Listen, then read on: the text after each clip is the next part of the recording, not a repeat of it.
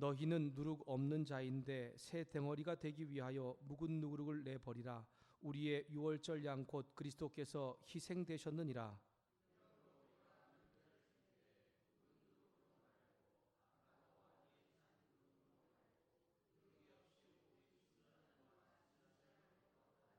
내가 너희에게 쓴 편지에 음행하는 자들을 사귀지 말라 하였거니와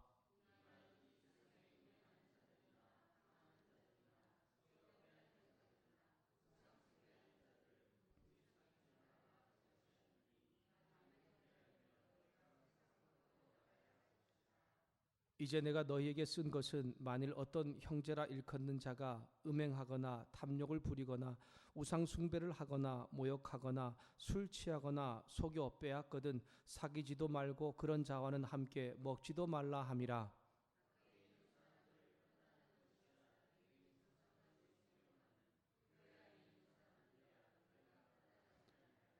함께 읽습니다. 밖에 있는 사람들은 하나님의 심판하시려니와 이 악한 사람은 너희 중에 내쫓으라.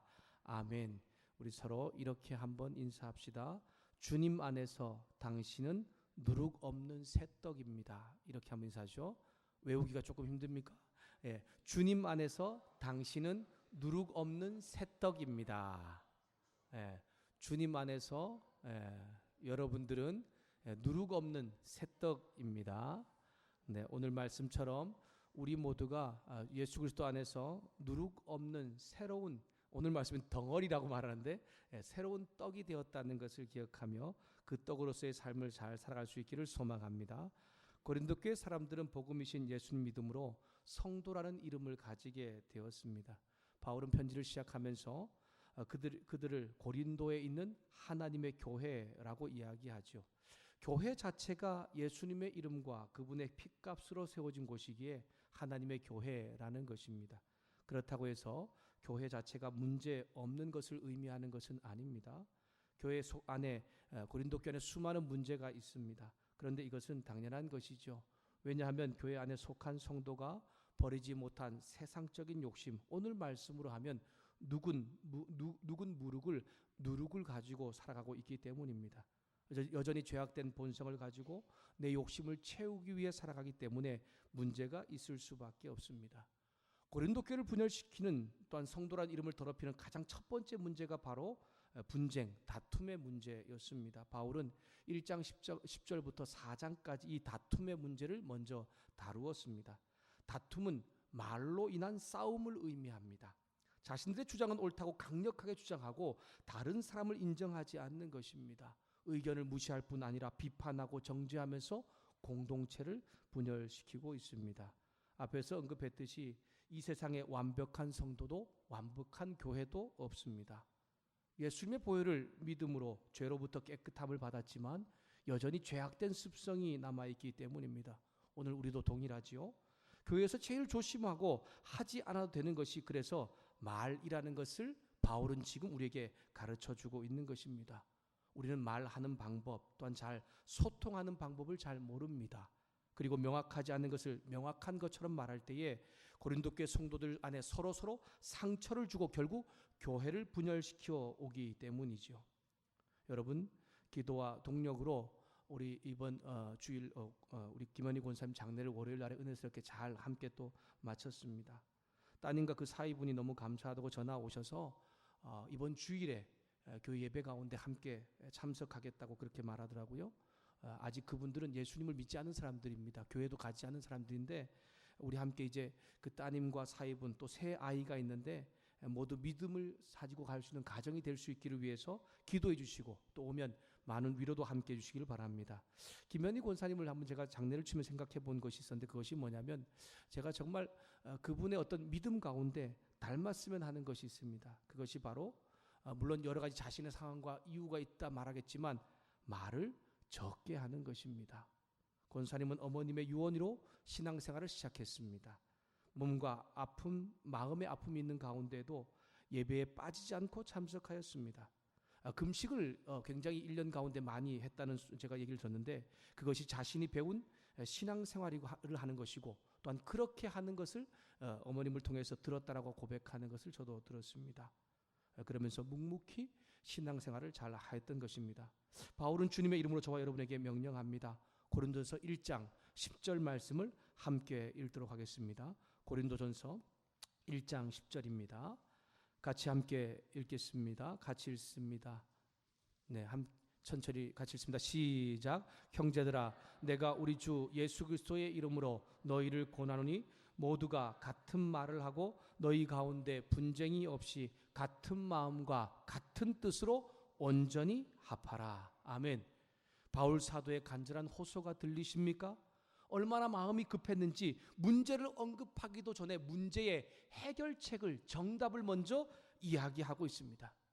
제발 자기 말을 하지 말고 주님께서 말씀하신 말을 하고 주님과 같은 마음과 주님과 같은 뜻으로 온전히 합하라 하는 것입니다. 여러분, 사람도 좋은 마음과 좋음을 품고 좋은 관계를 하다 보면 같은 말, 같은 마음, 같은 뜻을 가지고 살아갈 수 있습니다. 그러나 한계가 있습니다. 저와 여러분이 온전히 합할 수 있는 길은 사람과 사람의 마음이 통하기 때문이 아니라 오직 예수 그리스도 안에서 이루어진다는 것을 기억하기를 소망합니다. 사람이나 교회에 대해서 성경이 하는 말이 아니라면 가능하면 그래서 말하는 것도 줄이고 다른 사람의 말을 듣는 것도 우리는 조심하라는 것입니다. 여러분, 우리 주변에 얼마나 많은 말들이 있습니까? 그런데 그것이 주님께서 하시는 말이 아니라면 말하지도 말고 듣지도 않는 것이 바로 교회와 성도를 세워가는 것입니다. 그뿐 아니라 주 안에서 온전히 하나 되는 길이라는 것을 기억하면서 이 일을 잘 감당하는 저와 여러분, 우리 신령한 공동체가 될 수 있기를 주님의 이름으로 부탁합니다. 5장에서 바울은 이제 두 번째 문제를 다루고 있습니다. 바울은 글로에를 통해 전해진 소식에 파당을 짓고 말 때문에 다투는 문제뿐 아니라 동일하게 심각한 문제인 고린도 교회 안에는 음행의 문제에 대하여서 이야기하고 있는 것입니다. 바울은 고린도 교회 안에는 이 음행과 다른 악을 용납하지 말라고 편지에 쓰고 있습니다. 우리 5장 11절 말씀을 함께 읽겠습니다. 고린도전서 5장 11절 말씀입니다. 함께 읽습니다. 시작. 이제 내가 너희에게 쓴 것은 만일 어떤 형제라 일컫는 자가 음행을 하거나 탐욕을 부리거나 우상 숭배하거나 모욕하거나 술 취하거나 속여 빼앗거든 사귀지도 말고 그런 자와는 함께 먹지도 말라 함이라. 아멘. 바울은 먼저 교회 안의 음행의 죄악에 대하여서 고발하고 있습니다. 음행을 행하는 자들이라는 인칭 대명사가 5번 반복되고 있는데요. 여기서 음행을 행하는 자들은 1절에서 언급하듯이 이방인 중에도 없는 것이다 라고 합니다. 다른 말로 표현하면 예수 믿지 않는 사람들 가운데도 없는 것이다 라고 말하는 것이죠.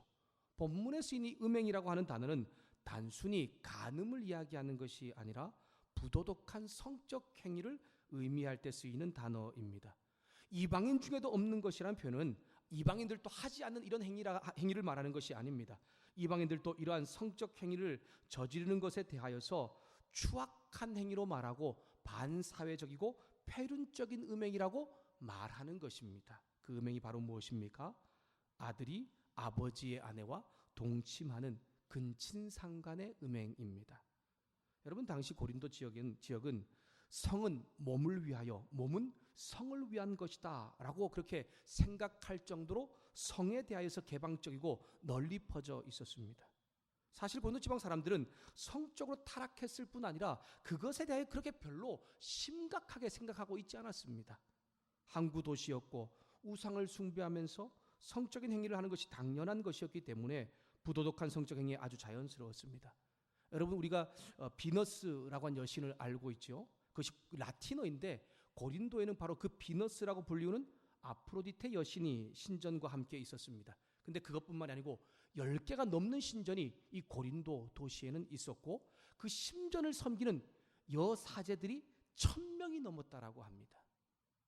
당시 사람들은 그 신전의 여사제들과 성적인 관계를 갖는 것을 신을 숭배하는 의식으로 생각했습니다. 여러분, 우리가 하나님을 예배하는데 어떤 행위가 있으면 우리가 그 모습을 통해 하나님께 나아가지요. 근데 당시에 바로 이 여신들을 섬기는 어떤 그런 것이 어떤 의미였냐면 바로 이 신전에 있는 창녀들과 동침을 하는 것이 바로 신에게 예배를 드리는 행위였기 때문입니다. 그러니까 얼마나 성적으로 부도덕하고 또한 고린도가 얼마나 성적으로 타락한 도시였는지를 알 수가 있는 것입니다. 그런데 이것이 그 도시만 그런 것이 아니고 교회 안에도 만연해 있었던 것입니다. 더한 것은 교회당 안에서 이방인들마저 놀라게 하는 이런 근친상간의 음행의 죄가 있었고, 더 놀라운 것은 공동체가 이를 알고서도 아무렇지도 않게 묵인하고 안이하게 대처하고 있다는 것입니다. 바울은 이런 죄에 대해서 단호하게 질책하면서 교회에서 척결하라, 떠나보내라, 징계하라 라고 그렇게 말씀하고 있는 것입니다. 여러분, 본질적으로 죄 있는 성도의 모습 가운데 여러 가지 죄악이 흘러나옵니다. 언제든지 사탄이 틈을 타서 세상 사람도 하지 않는 죄를 범하게 만든다는 것입니다. 그래서 우리는 그 부도덕한 모습에 대하여 심각성을 가져야 합니다. 그런 일을 행하고도 나는 아무렇지도 않게 생각하는 사람, 공동체는 정말 문제가 있는 것이죠. 공동체 이런 심각한 음행과 악한 일에 대해서 아무렇지도 않게 생각하는 이유가 무엇입니까? 2절 말씀에 보니까 교만해져서입니다. 여기서 교만해져서라는 단어는 부풀리다, 자랑하다, 거만하다라는 뜻입니다. 하나님 앞에서 교만해져 있다라고 하는 것입니다. 고린도 교회 성도는 교회 안에서 이미 발생하여 널리 알려져 있는 이 근친상간의 음행에 대하여서, 또한 악한 행위에 대해서 전혀 유침이 없고 지금까지 떳떳하게 이야기하고 있는 것입니다. 더 나아가 6절 말씀에 보니까 자랑하고 있는 것입니다. 그러한 행위들을 오히려 자랑하고 있는, 자랑스럽게 하고 있다고 합니다. 여러분, 우리가 도저히 이해가 안 될 것 같지만 지금 그들은 이런 모습이 지금 교회 안에 만연해 있는 것입니다. 바울은 이런 그들의 영적 교만에 대하여 강력하게 책망합니다. 아무리 고린도 도시가, 아무리 고린도에 있는 사람들이 그렇게 만연해 있는 성적 문화에 아무렇지도 않게 생각하고 있다 하더라도, 너희가 그리고 아무리 그런 교회 성도로서 그런 일에 관하여서 관대하다 해도 너희가 결코 교회 성도로서 그리스도 안에 있는 사람으로서 그것에 대하여서 아무렇지도 않게 생각하는 자세는 절대로 옳은 것이 아니다 라고 하는 것입니다. 앞에서 언급했던 것처럼 저와 여러분은 하나님 앞에서, 말씀 앞에서 완전 무결할 수 없습니다. 그래서 죄에 대해서 우리는 자학하는 것도 문제입니다. 우리는 죄를 지을 수밖에 없는 존재이니까요. 하지만 세상적인 문화에 사로잡혀서 죄를 죄로 생각하지 못하고 오히려 잘한 일인 것처럼 사람들 앞에서 자랑하는 것은 결코 참된 신앙인의 자세가 아니고 애통해야 할 일이라는 것입니다. 우리는 가끔 아무렇지도 않는 것처럼 내가 잘못한 일인데 오히려 내 삶의 모습이 잘 되었기 때문에 그것을 잘한 것처럼 성도 앞에 자랑하는 경우가 있습니다. 예를 들어서 거짓말을 했는데 그것이 내 삶 가운데 어떤 유익을 주었다고 한번 해봅시다. 그럼 여러분, 그것이 잘한 것입니까? 잘못한 것입니다. 그런데 그것을 잘한 것처럼 그렇게 자랑하는 것은 결코 참된 신앙의 자세가 아니고 오히려 내가 애통해야 할 일이라는 것입니다. 바울은 음행의 문제에 대해 자신의 몸은 고린도 교회와 떨어져 있지만 영적인 아비로서 현장에서 지켜보고 있는 사람처럼 정말 관심을 가지고 그들 가운데 이제 판단을 내려주고 있는 것이 6절부터 13절의 말씀입니다. 개인과 공동체 순결을 지키기 위해 음행한 자를 치리하라고 합니다. 그 말은 공동체 밖으로 추방하라는 것이죠. 사탄의 영역에서 심판을 당해 함으로써 회개하여 주 예수의 날에 구원을 얻게 하고 싶다라고 바울은 말합니다. 사탄의 5절 말씀 보니까 사탄에 내어준다는 것은 교회의 치리적 차원에서 출교를 명령하는 것입니다. 교회는 하나님의 통치권 안에 있고 세상은 사탄의 통치권 아래에 있습니다. 예수 믿는 사람으로서 바로 이런 음행과 악한 일을 저질렀을 때에 치리하는 방법으로 교회에서 출교를 시키는 것입니다. 초대교회 당시에 가장 강력한 치리 방법이 바로 예배와 성례식을 참여하지 못하게 하는 것입니다. 오늘날 우리는 별로 예배와 성례에 참여하지 못하게 하는 것에서 그렇게 크게 의미를 갖지 않는 것 같습니다. 나 다른 교회 가서 예배 드리면 되지, 아니면 나는 내가 성찬식에 참여하는 것이 별로 큰 문제인가, 이렇게 생각할 수 있습니다. 그러나 초대교회 당시에 내가 예배를 참여하지 못하고 성찬식에 참여하지 못하는 것은 내 신앙이 없어진 것과 내 믿음이 없는 것과 동일한 것을 취급하였기 때문에 굉장히 중요하게 여겼습니다. 예배와 성찬에 참여하지 못하는 고통을 통해 그들이 깨닫게 하기 위한 목적이 바로 이 7위 가운데 있었고, 회개함으로 다시 한번 하나님 앞에 돌아오라고 말씀하고 있는 것입니다. 바울은 7위로서 출교의 목적이 분명합니다. 그 영은 구원을 받기 위함이다 라고 5절에 말씀하고 있는 것입니다. 우리 5절 말씀을 함께 읽도록 하겠습니다. 5절 말씀 같이 읽겠습니다. 함께 읽습니다. 시작. 이런 자를 사탄에게 내어주었으니 이는 육신은 멸망하고 영은 주 예수의 날에 구원을 받게 하려 함이라. 아멘. 하나님의 심판의 목적은 심판 그 자체에 있는 것이 아니죠. 하나님의 백성들이 다시 돌아오게 하는데 그 심판의 목적이 있습니다. 사랑이신 하나님은 심판을 통해 회개하게 하시고 궁극적으로 하나님의 축복을, 하나님의 구원을 받게 하십니다. 물론 자신의 잘못으로 책임으로 고통당하는 것도 있지만 하나님은 이것들을 통해 영혼을 구원하고자 하는 은혜와 사랑의 마음을 나타내고 있는 것입니다. 고린도 교회가 세상 사람도 부도덕하게 여기고 옳지 않다고 하는 음행을 저지르는 사람을 용납할 뿐 아니라 그들을 제대로 치리하지 못할 때 공동체 전체 유익이 되지 않고 결국 문제가 되어서 공동체가 부정하게 된다는 것을 누룩의 비유를 들어서 6절부터 8절에 말씀을 하고 있습니다. 바울은 6절을 시작하면서 자랑하는 것이 좋지 않다라고 그렇게 이야기합니다. 고린도 교회 성도들은 자랑하는 행위가 아니라 자랑하는 내용이 옳지 않다는 것입니다. 바울이 1장 31절에 자랑하라고 합니다. 자랑하는 자는 주 안에서 자랑하라고 말씀합니다. 여러분, 주 안에서 자랑하는 것은 결국 사람에 관해서 자랑하는 것이 아니라 하나님에 관하여서 자랑하는 것이죠. 그런데 고린도 교회 성도들은 하나님에 관하여 자랑하는 것이 아니라 자신들의 신앙이나 은사, 그리고 무엇보다도 성도 중에 음행한 사람들에 대하여 관대하게, 또한 묵인했거나 용서했다고 자신들과 공동체의 너그러움을 자랑하고 있는 것입니다. 여러분, 이게 얼마나 잘못된 모습입니까? 그런데 그것을 자랑하면서 오히려 그들의 잘못을 그대로 두고 있는 것입니다. 결코 교회에는, 하나님의 나라에는 아무런 유익을 주지 못하는 것이죠. 한 사람의 음행이 아주 작은 일로 보이지만 결국 공동체 전체를 부정하게 만들고 예수님의 죽음마저 헛되게 만들고 있다는 것을 6월절 사건을 비유를 통해서 다시 한 번 더 8절에 7절 8절에 이야기하고 있습니다. 고린도 교회 성도들은 6월절에 구원받은 하나님의 백성, 이스라엘 백성들처럼 누룩 없는 떡을 먹는 사람들과 같아라고 말합니다. 6월절 되시는 어린 양 되시는 예수님의 보혈로 인해서 구원받은 누룩 없는 사람들이 바로 예수 믿는 성도들입니다.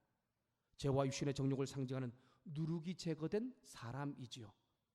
예수님 안에서 누룩 없는 새 덩어리, 새 떡이 되었다라고 말씀하고 있는 것이죠. 그러므로 고린도 교회는 그들 안에 있는 죄악을 그냥 두어서는 안 되고 낱낱이 찾아내어서 제거함으로 누룩 없는 거룩한 공동체를 유지하라고 말씀하고 있습니다. 그러기 위해서 묵은 누룩은 버려야 합니다. 바울은 즉각적이고 또한 강력한 조치로 명령을 하고 있습니다. 이스라엘이 지키는 유월절을 영적으로 지키라고 말씀하면서 정말 묵은 누룩, 악에 찬 누룩을 버리라는 것입니다. 여러분, 성도는 과거 묵은 누룩과 같은 죄악된 생활이 있었습니다.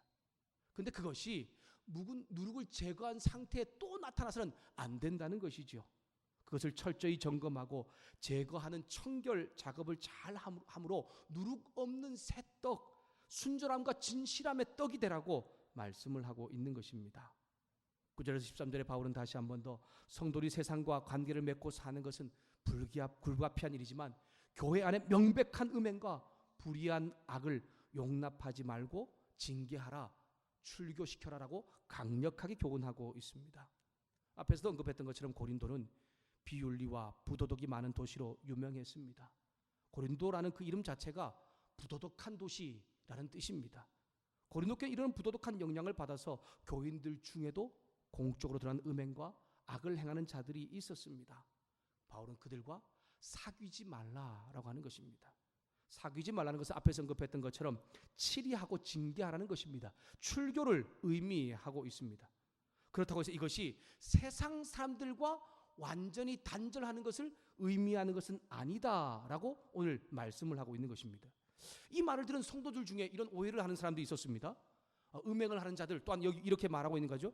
정말 세상 사람들이 추구하는 뭐 탐욕을 부리는 자냐, 속여 빼앗는 자냐, 우상 숭배하는 자들, 그들과 사귀지 말라라고 하니까 이 세상에 있는 모든 사람을 완전히 단절하다고 말하는 거구나라고 하는 오해를 하는 사람이 있었기 때문에 그것이 아니다라고 다시 한 번 더 오해에 대해서 풀어주고 있습니다. 성도는 세상과 단절되어 살아갈 수 없지요. 오히려 그들을 하나님 백성 만들기 위해서 좋은 접촉점을 가져야 되고 좋은 관계를 형성하고 유지해야 됩니다. 그렇다고 해서 그들의 가치관이나 생활 방식에 빠져서 또한 살아서도 안 되는 것입니다. 우리 12절과 13절 말씀을 함께 읽도록 하겠습니다. 5장 12절과 13절 말씀입니다. 같이 읽습니다. 시작. 밖에 있는 사람들을 판단하는 것이냐?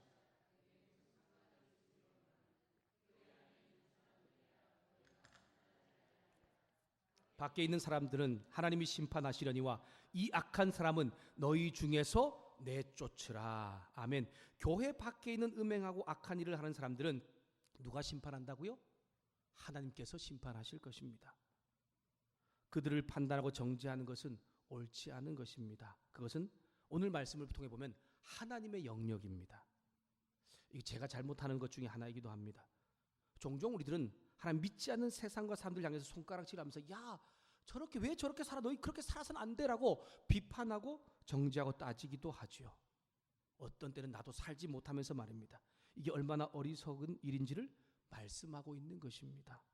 저와 여러분 그저 그들에게 빛과 소금의 역할을 잘 감당함으로 생명의 길로 안내하는 그러한 사명과 소명이 주어졌을 뿐입니다. 그러나 교회 안에서 형제라고 불리며 악을 행하는 위선하는 자들은 경계하고 내쫓으라고 치리하라고 징계하라고 명령하고 있습니다.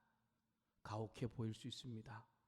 또 그 사람이 또 상처받아서 교회를 나오지 않는다라고 생각할 수도 있습니다. 하지만 공동체의 순결과 거룩함을 훼손하지 않기 위하며 궁극적으로 그 일을 행한 사람이 다시 한 번 더 자신의 모습을 돌아보고 회개할 수 있고 돌아올 수 있도록 만들어주기 위해서 바울은 지금 이 명령을 하고 있는 것입니다. 더 나아가 교회 안에 퍼진 음행과 악을 행하는 문제는 한 개인의 문제가 아니라 모든 성도의 문제라고 하는 것을 깨닫게 하고 있는 것입니다. 성도 여러분, 저와 여러분 우리 신영광교회가 6월절 어린 양 되신 예수님을 통해 누룩 없는 새 덩어리 순전하고 거룩한 떡 되었다는 것을 기억하고 묵은 누룩은 과감하고 신속하게 계속해서 버릴 수 있기를 주님의 이름으로 부탁합니다. 한 번 더 반복합니다. 누구든지 잘못된 행위를 할 수 있습니다. 저도 동일합니다. 습관적인 죄를 지을 수 있습니다.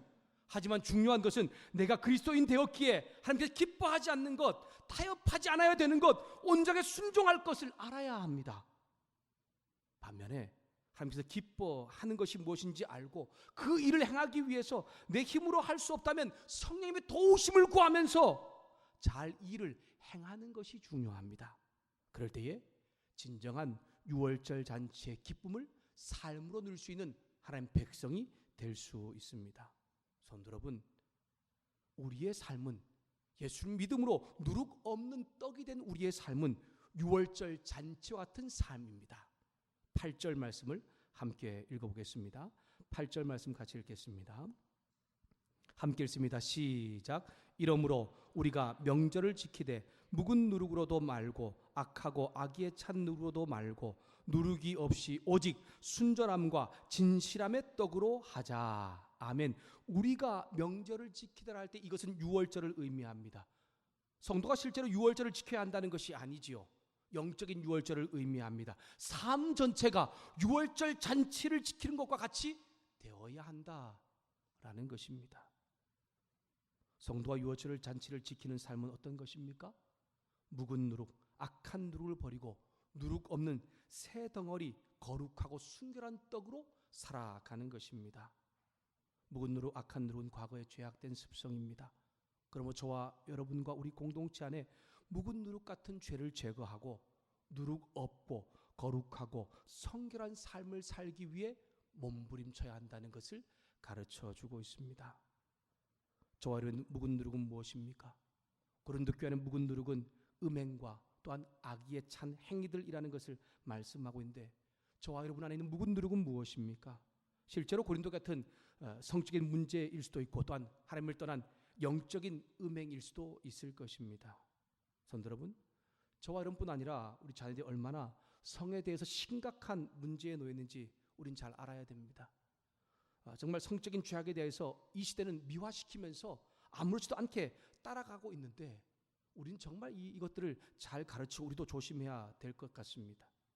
교육부, 보건복지부, 질병관리본부가 2018년 청소년, 즉 중고등학생들입니다. 6만 40명을 대상으로 조사한 제14차 청소년 건강행태조사 통계에 따르면 성적인 관계 경험이 있다고 응답한 청소년 전체의 몇 프로가 될까요? 5.7%가 된다고 합니다. 이게 별로 많겠냐라고 말하지만 약 3,500명이 된다는 것입니다. 여러분, 우리 조국의 자녀들이 성관계 시작한 평균 연령이 보니까 작년 조사입니다. 2018년 조사로 만 13.6세라고 조사되었습니다.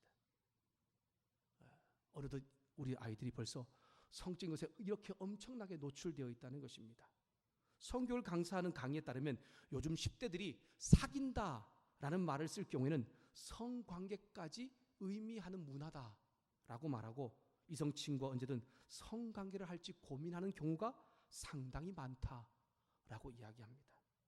제가 공부를 하던 계명대학교 정문 앞에 학생들이 사는 빌라 단지가 있었습니다. 20년 전입니다.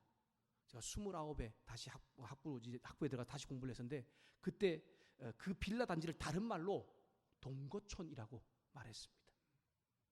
돈을 아껴서 다른 곳에 사용하기 위한 목적도 있고 남녀가 마음만 맞으면 서로 함께 그냥 사는 것입니다. 대학생들입니다. 20살, 21살 이런 아이들이 그냥 그것에서 별로 어렵지 않게 이야기합니다. 여러분, 이미 우리 자녀들 안에는 성경이 말하는 혼전, 순결, 거룩한 성은 거의 타분한 말이 되어버렸습니다. 하나님께 주신 아름답고 거룩한 성, 그 말은 사라진 지 오래된 그런 현실이 오늘 우리의 모습이라는 것입니다. 그렇다고 어른들도 별반 다를 바 있습니까? 제가 인터넷을 열 때마다 아주 낯뜨거운 것들이 얼마나 많이 나오는지 모릅니다. 뉴스를 검색하거나 아니면 어떤 여러 가지 검색하기 위해서 뭐 네이버나 아니면 여러 가지 참 이런 것들을 하긴 조금만 넘어가면 정말 낯뜨거운 것들, 음란물이 그냥 바로바로 내 눈앞에 띄우는 것입니다. 쉽게 성적인 유혹에 넘어갈 수밖에 없는 그러한 상황 가운데 놓여 있습니다. 외도와 성적인 죄들이 허용하는 시대와 풍조가 오늘 저와 여러분이 또 우리 자녀들이 살고 있는 이런 시대입니다. 성도 여러분, 저와 여러분이 이런 성적인 유혹에 늘 노출되어 있다는 것을 기억하면서 저와 여러분도 순결함을 잘 지키기 위해서 몸부림칠 수 있기를 소망합니다. 더 나아가 저와 여러분 자녀들에게 정말 중요한 하나님께 주신 거룩하고 이 아름다운 순결한 성에 대하여 잘 교육하고 가르쳐 줌으로 인하여서 이 세상의 성적인 유혹 가운데도 자신을 잘 지켜낼 수 있도록 도울 수 있는 우리 부모들 될 수 있기를 주님의 이름으로 부탁합니다. 더 나아가 교회 안에서 도덕적으로 타락하고 영적으로 무감각해진 사람들이 있다면 그들을 올바른 길로 인도하는 정말 징계와 치료도 잘 감당하는 우리 교회와 또한 조국교회가 될 수 있기를 위해서 모두가 같은 마음으로 깨어 있을 수 있기를 소망합니다.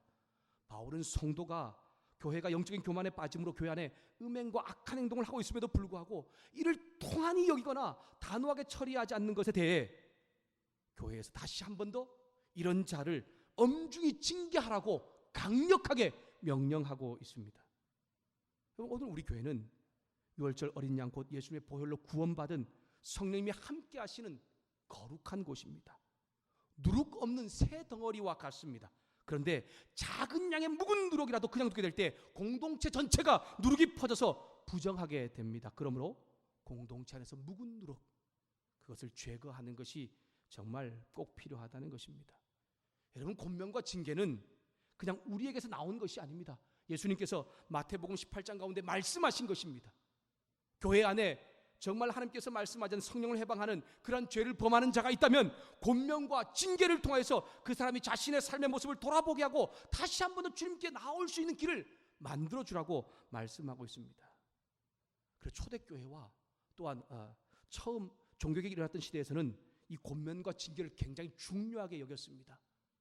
그러나 어느 순간인가 우리 교회와 조국 교회는 권면과 징계 이 치리가 없어졌습니다. 왜냐하면 우리 교회 아니면 다른 교회 또 다 가면 되니까요. 다른 데 가서 예배드리는 거 누가 크게 문제되지 않게 여기니까요. 그래서 권면과 치리에 대해서 그렇게 중요하게 생각하지 않는 것 같습니다. 그러나 주님께서 다시 한 번 더 말씀하신 권면과 징계, 특별히 이 사랑하는 마음으로 이 일을 잘 실천함으로 교회 전체가 부패하지 않게 되고 또한 사랑하는 성도들이 다시 한 번 더 영원히 구원받을 수 있는 은혜의 길이라는 것을 우리 모두 잘 기억하면서 우리 교회와 조국 교회가 권면과 징계를 또한 잘함으로 하나님께 주시는 거룩함을 지켜갈 수 있는 믿음의 공동체 될 수 있기를 주님의 이름으로 부탁합니다. 성도 여러분, 우리 교회와 조국 교회는 거룩한 공동체를 분열시키는 수많은 죄악 가운데 노출되어 있습니다. 내가 그 중에 한 사람일 수도 있고 또한 우리 안에 그러한 것들이 일어날 수 있습니다. 특별히 음행하는 자들, 탐하는 자들, 속여 빼앗는 자들, 우상 숭배하는 자들, 형제를 모욕하는 자들, 술 취한 자들을 잘 분별하고 권면하고 징계함으로 하나님의 교회로 든든하게 서가게 하라고 또한 잘못된 길로 간 성도를 옳은 길로 돌이키게 하라고 말씀하고 있습니다. 그럴 때에 우리 교회뿐 아니라 저와 여러분의 삶, 조국 교회가 진정한 구원의 기쁨 즉 유월절 잔치의 기쁨의 축제가 날마다 이루어지는 성도와 공동체가 된다는 것을 기억하면서 오늘 바울이 우리 가운데 말씀한 일을 우리의 교회 가운데 우리의 삶 가운데 잘 이루어갈 수 있기를 주님의 이름으로 부탁합니다. 묵은 누룩을 제거하십시오. 그럴 때에 누룩 없는 새 덩어리, 누룩 없는 새 떡, 진짜 정말 오리지널 성도로서 이 땅 가운데 거룩함과 순결함을 살아갈 수 있다는 것을 기억하면서 성도라는 이름을 가진 한 사람 신영광교회가 될 수 있기를 위해 기도하는 이 밤이 될 수 있기를 주님의 이름으로 부탁드립니다.